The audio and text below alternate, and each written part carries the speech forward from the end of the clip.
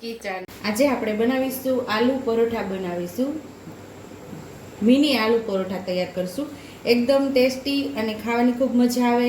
અને સાંજે બાળકોને નાની નાની ભૂખ લાગી હોય ને એને આવી રીતે બનાવીને દેશો ને તો એ ખાતા નહીં ધરાય, અથવા તો તમારે ટિફિન બોક્સમાં દેવું હોય ને તો પણ ટિફિન બોક્સ આવશે તો ચટ થઈ ગયું હશે એવા મસ્ત એવા આપણે મિની આલુ પરોઠા તૈયાર કરશું। તો એના માટે આપણે અહીંયા બટેકા બાફેલા હોય તો એ ઝડપથી બની જાય છે। તો મેં અહીંયા બટેકા બાફી લીધા છે, અહીંયા ડુંગળી સુધારી લીધી છે, અહીંયા લીલા ધાણા છે, અહીંયા ગરમ મસાલો, આ છે મીઠું। બાકી રેગ્યુલર મસાલિયાની અંદરથી મસાલાનો ઉપયોગ કરી અને ઝડપથી આપણે આલુ પરોઠા બનાવી લઈશું।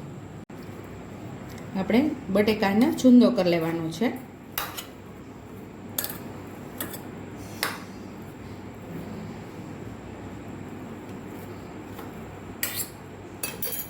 તો અહીંયા આપણે બટેકાનો માવો તૈયાર કરી લેવાનો છે।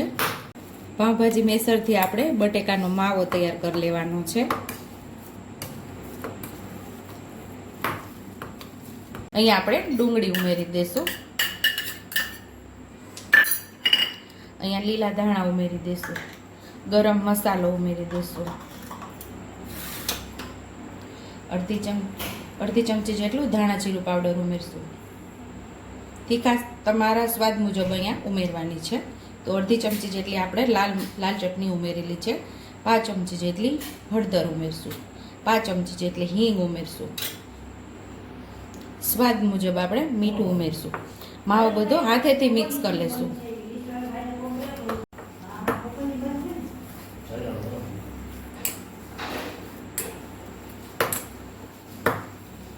લોટ તો બાંધેલો જ છે અને હવે આપણે આની સ્ટફિંગ ભરવાની છે। તો પહેલા અટામણવાળું કરીને એક મોટી રોટલી વણી લેવાની છે।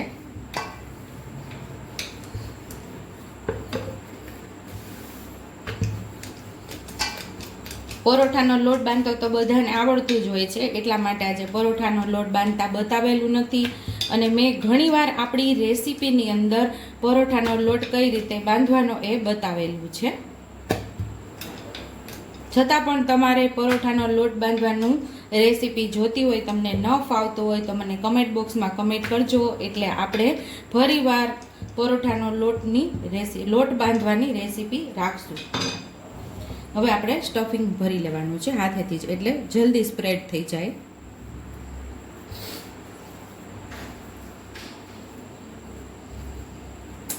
આપણે સ્ટફિંગ ભરી લીધું છે, હવે આપણે આને કટિંગ કરવાનું છે।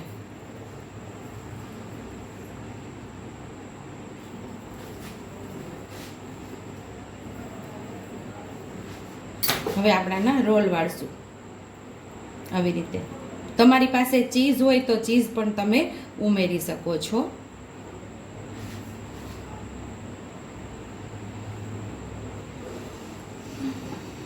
અહીં આપણા રોલ તૈયાર થઈ ગયા છે, તો હવે આપણે આના મિની આલુ પરોઠા તૈયાર કરશું। આની અંદર આવી રીતે આપણે આને પ્રેસ કરી દેવાના છે।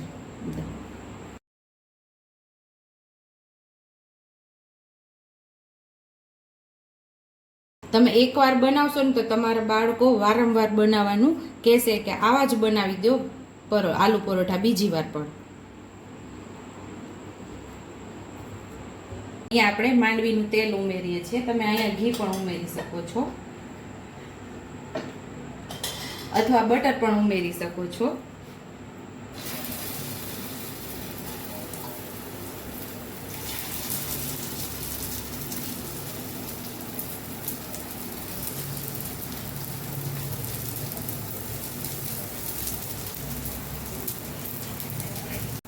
એક સાઈડ પાકી જાય પછી બીજી સાઈડ આપણે પલટાવી લેવાનું।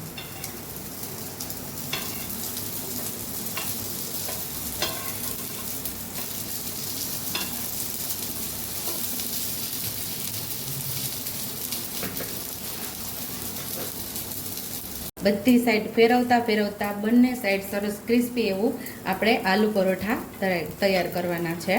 ક્રિસ્પી એવા મિની આલુ પરોઠા આપણે તૈયાર કરવાના છે।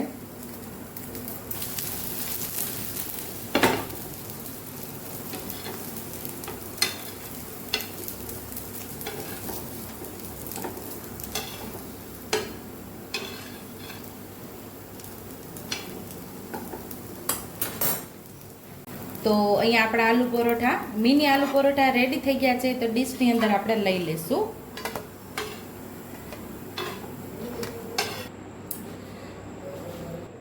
સાંજનો નાસ્તો કે ટિફિન બોક્સમાં આપવા માટે આપણા મિની આલુ પરોઠા તૈયાર છે.